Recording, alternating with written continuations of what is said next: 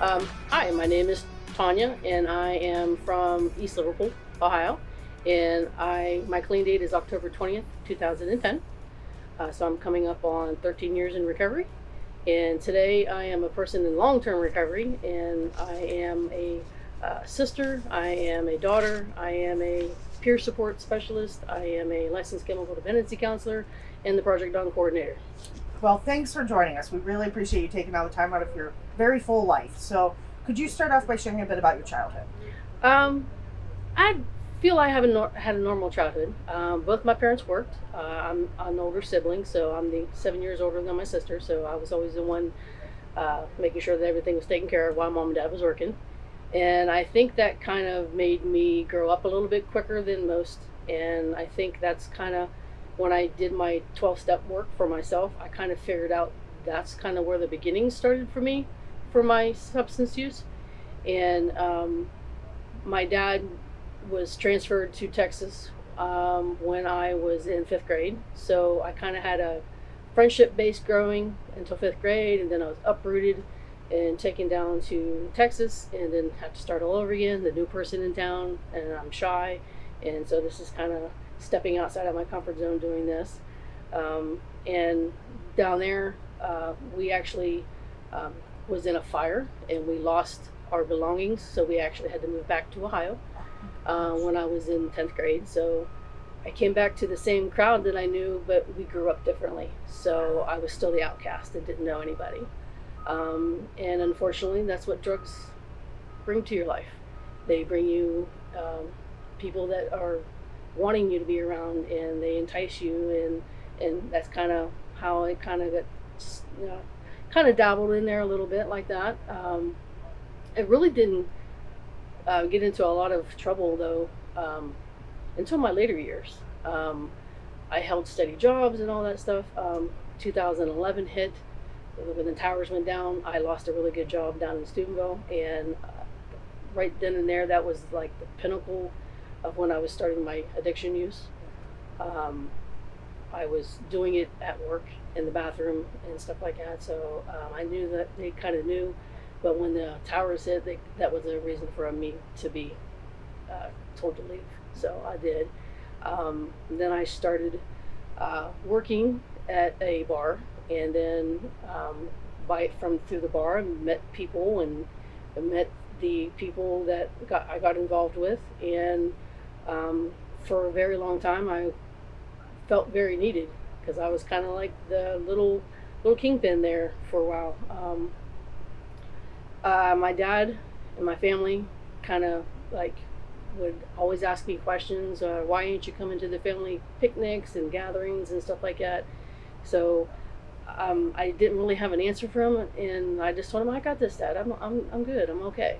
And I knew he knew what I was doing. And they always stood by me no matter what I did, but I still isolated from them because I didn't want them involved in what I was doing. DEA finally built a case up against me, kicked in my door, brought me out, set me down on the ground with the handcuffs on, and my parents lived across the street from me. So when my father come out and had that look on his face, that was my bottom. So this was the first time I ever got in trouble with the law, legally wise that way. And when I went really big, I got like 4 or 5 felonies all at one time. So they put me straight into Marysville. And so did time in Marysville. After I got out of Marysville, they put me in the EOCC, the Eastern Ohio Correction Center, which is right down the street from here. And I did my time in there. And while I was in there, I was able to work at a local hotel. And so I had kind of like a work release, but I had to go back there in the evenings. So, and that gave me the chance and the opportunity to work my steps and be able to understand where all this came from, why this happened to me. And it wasn't like this was something that I started out to be in life and say, oh, I'm going to be an addict. It just kind of crept up on me, and they helped me to see that there's a purpose to my life. And they actually sit down and they talk to you and they figure out, well, what are we going to do when we get out of here? How are we going to work? What are we going to do? And being a felon, nobody wanted to hire me. So when I got out of EOCC, the local hotel here, because I had worked with them inside, they gave me the chance to have a job and get on my feet, because I tried probably about 30, 40 other places and nobody would hire me because I have the felonies on my record. And I think that's one of the things that needs changed in this field is when you go in and you do your time and you do everything, you should not come out with a felony. You should come out clean, because I paid my penance, I did my time, I should be able to live again. And that's one of the biggest stigmas and barriers that we all face coming out. Any kind of criminal record or anything like that, you're labeled. I'm labeled for the rest of my life. I'm a felon. Yes. I can never leave the United States unless I get it expunged. You know what I mean? And even that costs money. So. Right. Absolutely. And the expungement process, one, isn't guaranteed, and two, takes time, and as you said, is expensive. So while I was in USC working at the hotel, they got to know me. So when I got out of USCC, they was very gracious to allow me to work there. And as I was working there, I'm a good employee. I mean, I'm determined and I do things like I'm supposed to. And I knew I wanted to do more for my life. Not only living in the same house that I lived in and that, but I wanted to share my experiences, and I wanted to let people know you can recover from whatever it is that ails you. So I put myself in school. I started going to Kent State, and I graduated in 2017 with an associate's degree, or 2014 with an associate's degree, 2017 with a bachelor's degree. I am a licensed chemical dependency counselor, and I work right here at Family Recovery Center, and we're an outpatient facility, and I get to share my story every day, and that kind of keeps my recovery fresh for me. And before I became a counselor and all that, I became a peer.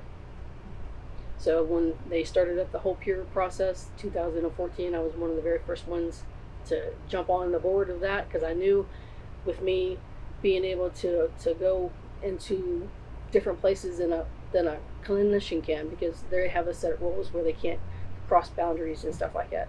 But me as a peer, I can go and I can call people on their shit. Right. I can say, you know what, you can't say that to me because I know that. I've already been there, done that. Try it again. Right. So, Exactly. and I think that gives me a better rapport with some of the clients that I deal with on a daily basis, because they're like, oh man, and I hope I inspire them, because I always share my clean time in group. I always let them know my story and my past, because I want them to know that they're not alone. And this is a we program, and we have to do it together. And that recovery is possible, and the life that you've built today. So, you mentioned about the we part of this program. How did you go about rebuilding or building a support network of people that you could depend on? Well, when I got my peer, and I was still in college, so I was doing an internship here at Family Recovery Center. So I hadn't started working here yet. I would, as the intern, I would run around and grab all the clients, and we'd all go to meetings. And so every Monday, Thursday, and Friday, we would hit meetings together. And they used to have a 13 passenger van, and I had it full every time. So we went all into all the meetings and like that. And then COVID hit, and unfortunately, we lost a lot of that camaraderie that we program. And I just recently lost a very close friend of mine. We were out on the streets running together, got clean together, and mine stuck and hers didn't. And so that kind of just prompted me, as of late, I'm getting ready to open my meeting back up. I hope to have it running by the end of October down in East Liverpool. And I will run around and pick people up again and bring them to the meeting. Right. Very cool. Because that transportation piece can be such a barrier at barrier. times. So, being able to find those solutions. What do you do today? Working in the recovery field, you're surrounded by people who are in earlier stages of recovery and whatnot. What do you do today to maintain your physical, emotional, spiritual health? I do a daily inventory for myself, because I do work with everybody in early phases of the recovery and late phases of recovery. So I'm taking all that in, and I have to get rid of it. So each night before I leave, I sit out in my car out back, and I turn the car on, turn the music on, and I do a self-inventory. I go about my day, talk about the good things, the bad things, things I can change, things I can't change, let it go. That way when I get home, I don't have to dwell on anything, because if we try to carry it over, it just balls up on the inside, and it can lead you back to making those negative decisions again. Absolutely, there's resentments, and then they just fester and whatnot. So, Yeah. so a lot of times people talk about the spiritual components of recovery. How have you addressed that spiritual side, and what do you do for yourself? Um, yeah, in when I started working my steps, there was like, well, you have to, your higher power, whatever it is for you. I kind of took to nature, because nature is like a life cycle. You have your birth, which is your spring. You have your teenage years, which is the summer, and then you have your older years, which is the fall, and then winter is your death. And it's a continuous lifestyle cycle. And so I could relate to that because it's physical. I can see it. I can smell it. I experience the different seasons. So Mother Nature is in everything that we do. So that kind of gave me a foundation for my spirituality for myself, because I connect with that. And I know, karma comes around, and you don't want her on their bad side, that's for sure. And so I kind of go along with that. Plus, I do know there's something up there. There is a higher power, and each person's higher power is whatever it is for them, and they have to figure out what it is and whatever gets them through. It's whatever's on the inside that counts. With going back to school, and graduating, and earning degrees, and everything that you've done with Project Dawn, are there any other dreams or goals that you have for your future?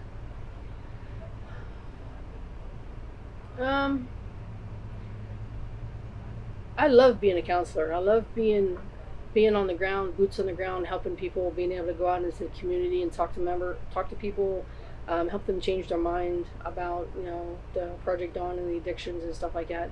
I would like to eventually get the expungement done, because I visited Canada when I was like 18.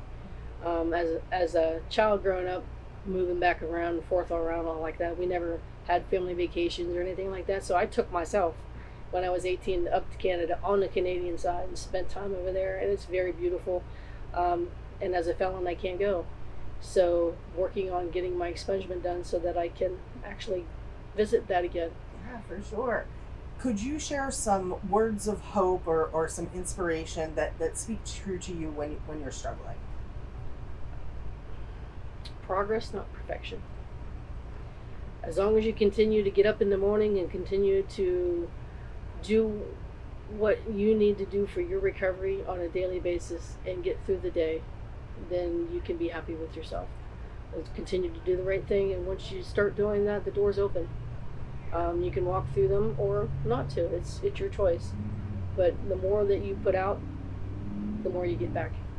Well, thank you so much for taking out time out of your very full life to join us and sharing your story. You are a true inspiration of what that kind of everything that kind of goes on in that active addiction, and really when given the opportunity and the option, really what people can do in recovery, and really what a different life you can have. It's beautiful. Oh yeah, so. my life is totally 100% different from what I used to be. And one thing that I do remember, like a lot of clients, when they come in, they say, I just want to get back to the life I used to have.